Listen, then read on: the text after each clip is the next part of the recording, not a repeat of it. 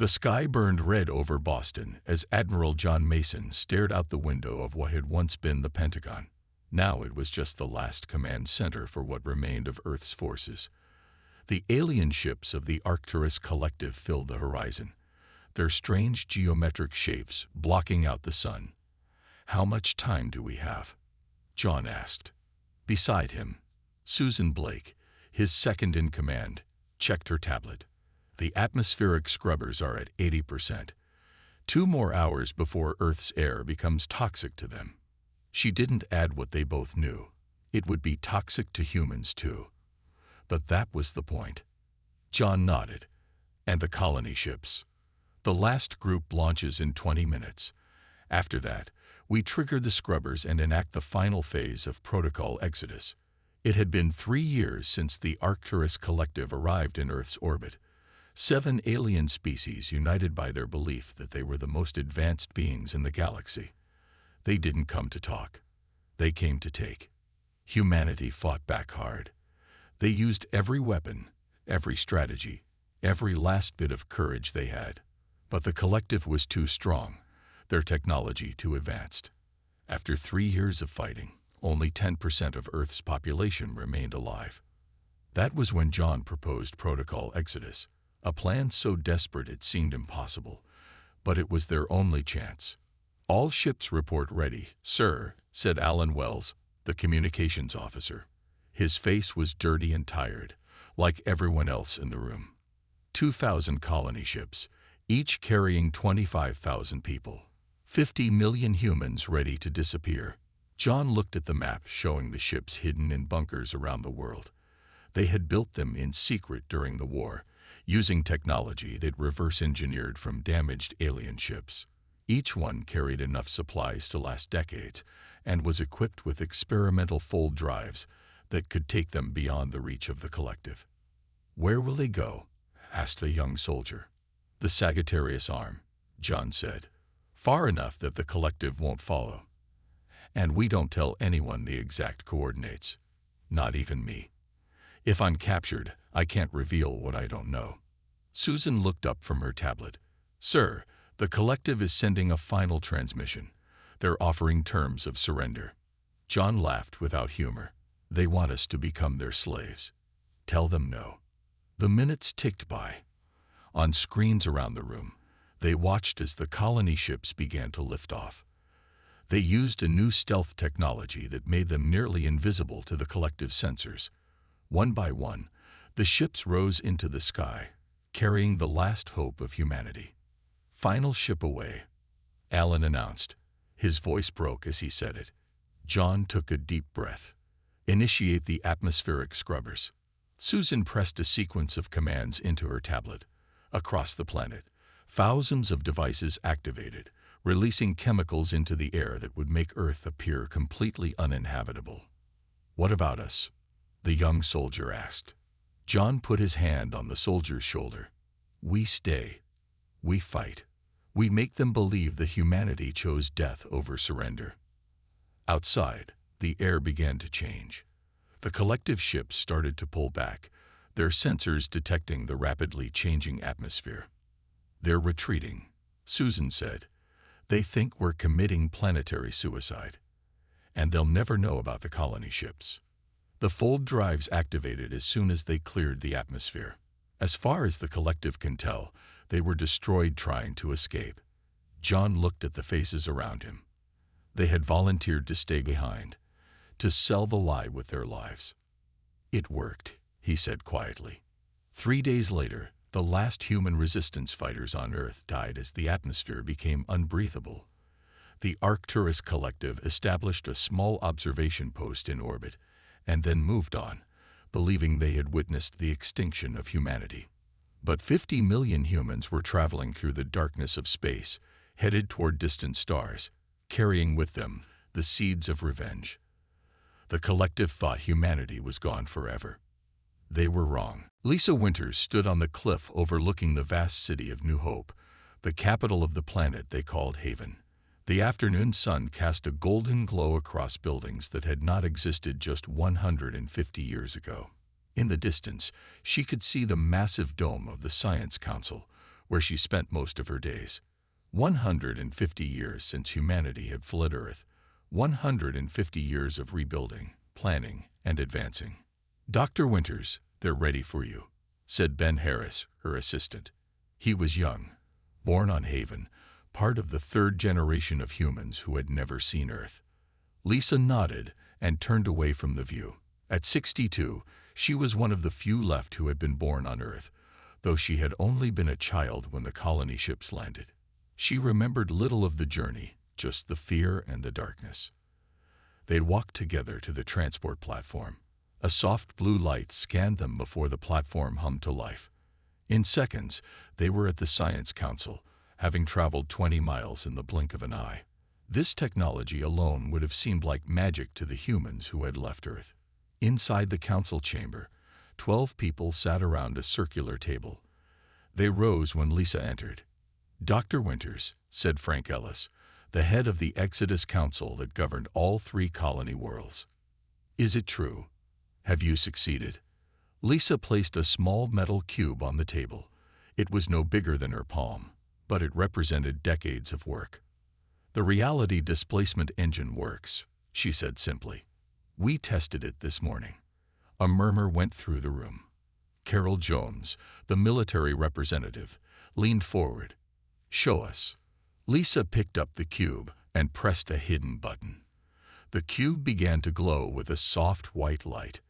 Then, to the amazement of everyone watching, Lisa pushed her finger directly through the solid metal table. There was no resistance, as if the table wasn't there at all. "The engine creates a field that can selectively phase matter in and out of normal spacetime," Lisa explained.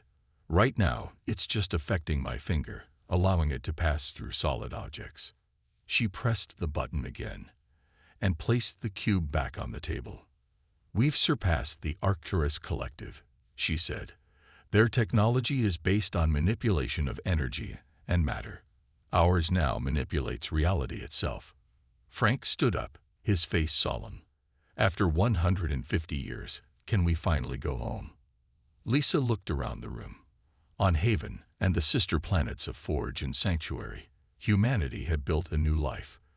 The 3 worlds housed over 300 million people now, all descendants of the original 50 million who escaped.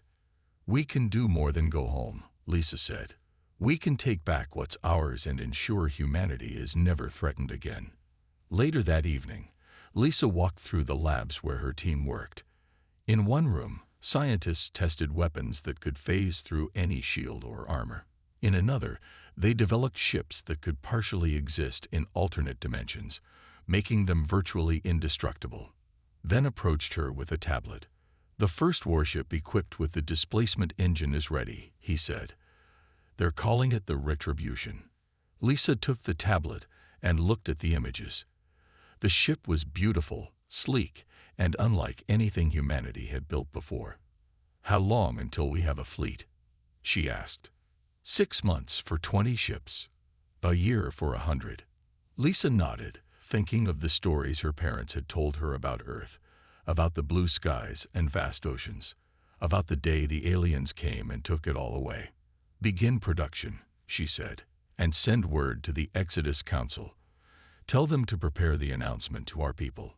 She looked out the window at the setting sun. It's time humanity returned home. On Forge and Sanctuary, similar preparations were underway. For 150 years, humanity had hidden, grown, and advanced. The Arcturus Collective believed they had exterminated a species of primitive beings barely capable of space travel. They were about to meet a very different humanity. Commander Zextrol hated his assignment at Earth Observation Post 7. Nothing ever happened here.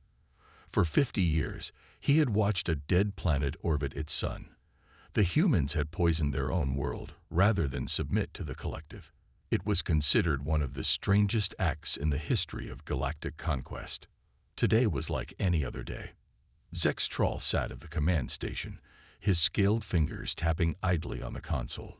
His second-in-command, a Palian named Vorth, monitored the sensors with the same boredom.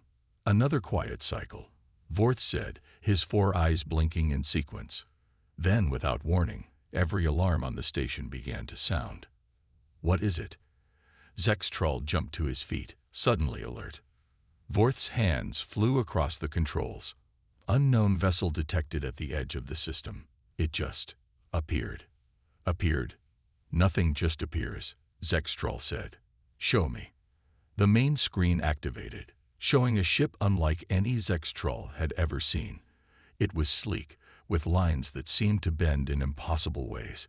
It had no visible engines, no weapon ports, nothing that matched any known design in the collective database. "It's heading directly for Earth," Vorth said. "Speed is impossible. It's moving faster than our sensors can track." Zextrol felt a cold fear creep up his spine. "Send a warning to Collective Command, and prepare the defense systems." Before Vorth could respond, the communication system activated. "Incoming transmission," Vorth said.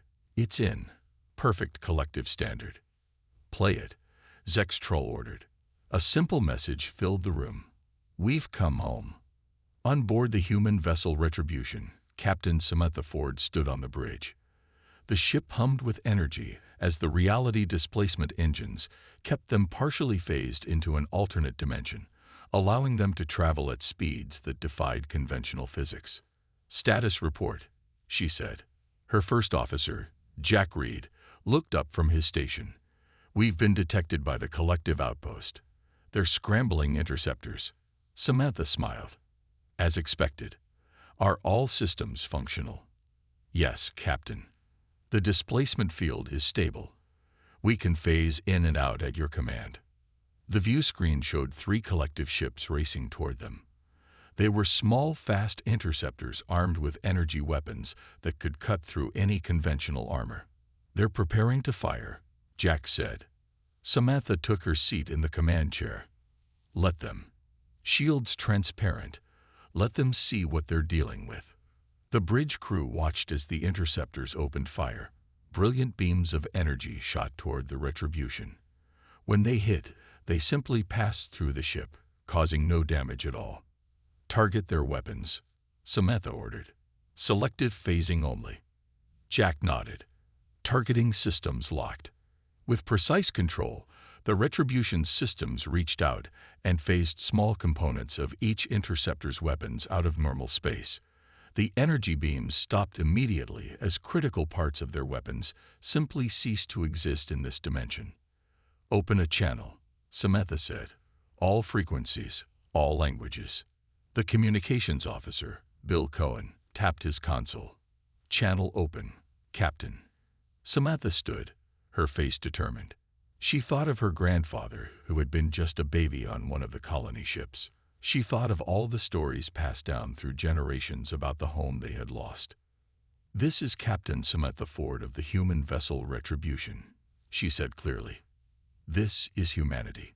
We thought you should know. We're back."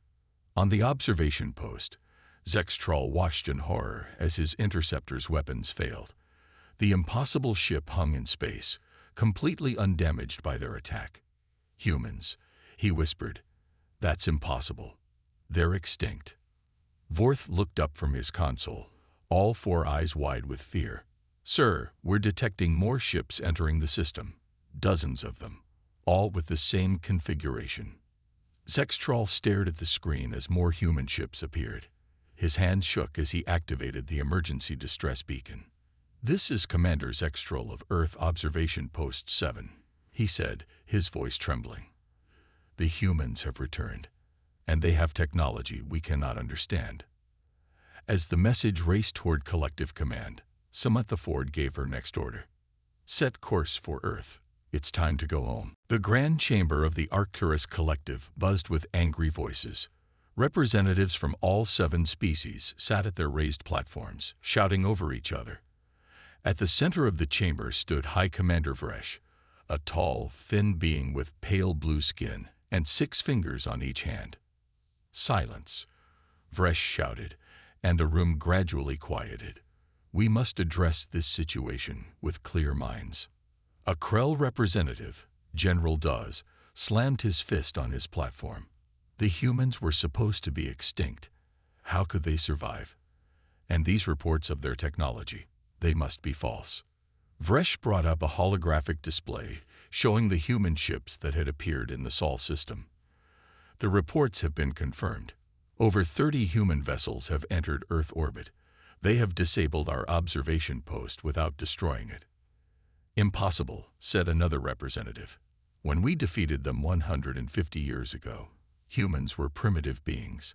They barely had interplanetary travel. They couldn't have advanced this far, even if some survived.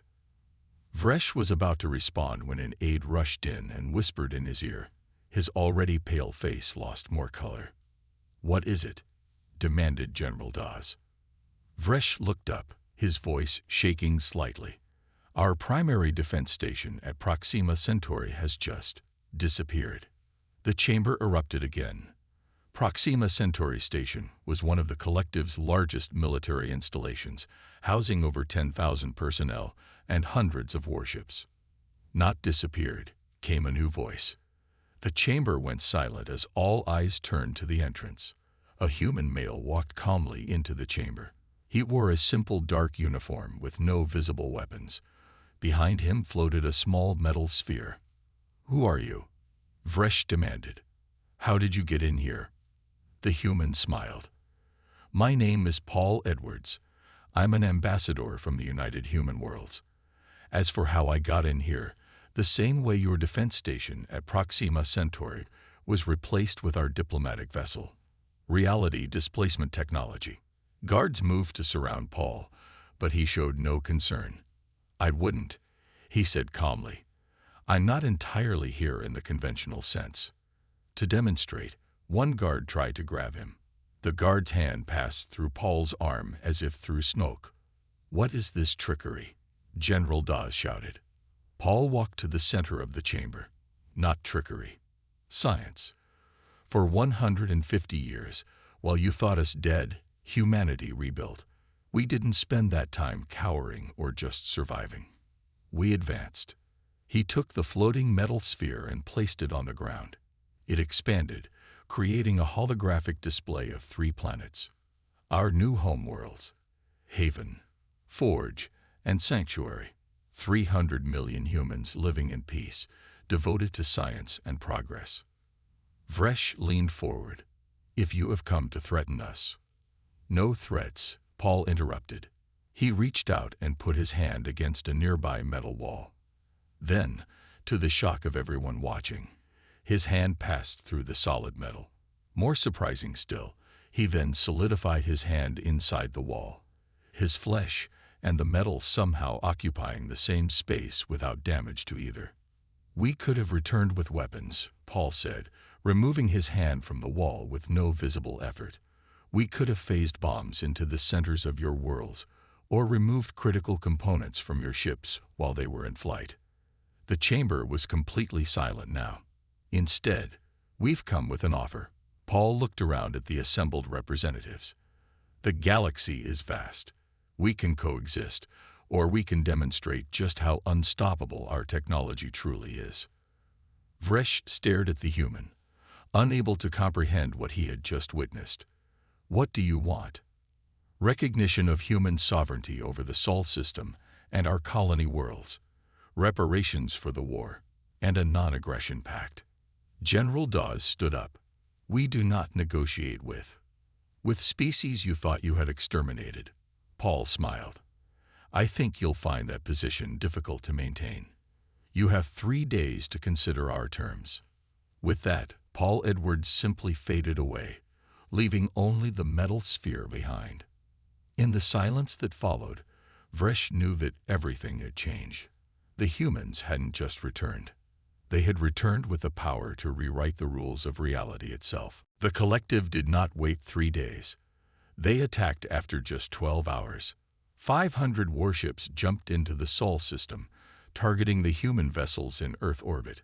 General Dawes led the attack personally from his flagship, the Unstoppable Fury. He refused to believe that these humans, no matter how advanced they claimed to be, could stand against the full might of the collective fleet. He was wrong. On the bridge of the human ship Inevitable, Fleet Commander Kate Summers watched the collective fleet appear on her sensors. She had expected this. All ships, activate displacement fields, she ordered calmly. Defensive pattern only. No casualties if we can avoid it. Around her, the crew moved with practiced efficiency. The inevitable hummed as its reality displacement engine shifted the ship partially out of normal space. "They're firing," reported Owen Clark, her weapons officer. Kate nodded. "Let them." The collective ships fired everything they had. Energy beams, plasma torpedoes, and gravity weapons shot through space toward the human fleet. And then, to the shock of every collective soldier watching, the weapons passed harmlessly through the human ships. "They can't hurt us," Kate said, "but we need to show them that we can hurt them if we choose to." She turned to Owen. "Target their weapon systems. Selective phasing only." "Yes, Commander." The human fleet sent out targeted displacement fields. Across the collective armada, weapons suddenly stopped working as key components phased partially out of normal space. On the unstoppable Fury, General Dawes raged as his ship's primary weapons went offline. "What is happening?" he shouted. His technology officer looked up in fear. "Sir, key components in our weapons systems have disappeared. They're just gone." "Impossible." A communication came through from the inevitable. Kate Summers' face appeared on the main screen. "General Dawes," she said, "this doesn't need to continue. Your weapons cannot harm us, and we have no desire to destroy your ships or harm your people." Dawes snarled. "We will never surrender to a species we once defeated." Kate sighed. "Then we will have to demonstrate our full capabilities." She cut the transmission and turned to her crew. "Prepare for dimensional shift. Target: Neptune orbit." The Inevitable's engines glowed brighter as the reality displacement engine powered up to full capacity. The ship didn't just phase partially out of reality. It shifted into a slightly different dimension, one where the laws of physics differed in subtle but important ways. To the watching collective fleet, the human flagship seemed to shimmer and then vanish. "Where did they go?" Dawes demanded. His question was answered moments later, when the Inevitable reappeared near Neptune. As it fully returned to normal space, the energy discharge from crossing between dimensions created a wave of energy that spread outward. The wave wasn't destructive, it was precisely calculated.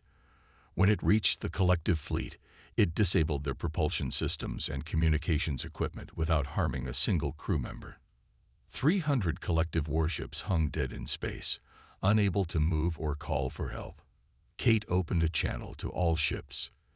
"General Dawes, your fleet is disabled, but your life support systems remain functional. We could have destroyed your ships. We could have killed your people. But that is not our way." She paused, letting her words sink in. "Humanity doesn't seek revenge. We seek recognition and peace. When you're ready to talk instead of fight, we'll be waiting." On Earth, humans had begun the process of cleaning the atmosphere. Special machines reversed the effects of the scrubbers that had made the planet seem poisoned 150 years ago. Sam Peters stood on what had once been a beach in Florida, testing the soil with handheld equipment. After a century and a half, the planet was starting to heal. His communicator beeped. "Sam, it's Kate." The collective attacked. "As we expected. We've disabled their fleet without casualties. But this is just the beginning." Sam looked up at the sky. Through a break in the clouds, he could see the faint shapes of ships in orbit. "Do you think they'll accept peace?" he asked. Kate's voice was tired but determined. "They don't have a choice. The universe has changed, and they need to change with it." Above them, the disabled collective ships floated helplessly in space, a testament to how far humanity had come, and how unstoppable they had become. 3 days after the failed attack, the Arcturus collective leadership met in an emergency session. The chamber was tense, with arguments breaking out between representatives of the 7 species. "We cannot accept defeat," shouted a Krell general, pounding his fist on the table. "We have no choice," replied a Zorth diplomat, her voice calm but firm. "Did you not see what they did to our fleet? 300 warships disabled without a single casualty." High Commander Fresh watched the debate with growing concern. The collective had never faced a situation like this before. In their 1,000-year history, they had conquered or destroyed every civilization they encountered. Now they faced a species that had not only survived their attempt at extermination, but had returned with technology that made them seemingly invincible. "We must find a weakness," insisted the Krell. "Every technology has limits. And while we search for that limit, they could phase bombs into the centers of our homeworlds," said the Zorth. "I suggest we negotiate." The debate continued for hours. Eventually, two clear factions emerged. The Zorth and Pillian species advocated for peaceful relations with the humans, while the militaristic Krell, backed by two other species, demanded escalation. The remaining two species remained undecided. Meanwhile, on Earth, the restoration was proceeding rapidly. Alex Rogers led a team working in what had once been Washington, D.C. Using reality displacement technology, they were able to clean radiation and toxins from buildings and soil in minutes rather than years. Alex stood in front of the partially restored White House, checking readings on his tablet. The building had been in ruins for 150 years, but now it was gradually returning to its former glory. "Mr. Rogers," called one of his assistants, "we have a message from orbit. A collective delegation wishes to land and negotiate terms." Alex looked up at the sky. He could see the faint outline of human ships in defensive positions around the planet. "Tell Commander Summers I'll meet them at the landing site." 2 hours later, Alex stood beside Kate Summers as a collective shuttle landed in a cleared area near the National Mall. 4 aliens emerged, 2 Zorth, 1 Pillian, and 1 Krell. The Krell looked particularly unhappy to be there. "Welcome to Earth," Alex said. "I'm Alex Rogers, Director of Earth Restoration." The lead Zorth diplomat bowed slightly. "I am Ambassador Teal. We come with authorization to negotiate terms with humanity." Kate nodded. "Follow us." They led the aliens to a nearby building that had been quickly restored to serve as a meeting place. Inside, they sat around a table made of materials that didn't exist 150 years ago. "We have reviewed your initial demands," Ambassador Teal began. "The collective is prepared to recognize human sovereignty over the Sol system. We can discuss reparations."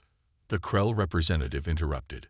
"But in exchange, you must share your displacement technology with us." Kate and Alex exchanged glances.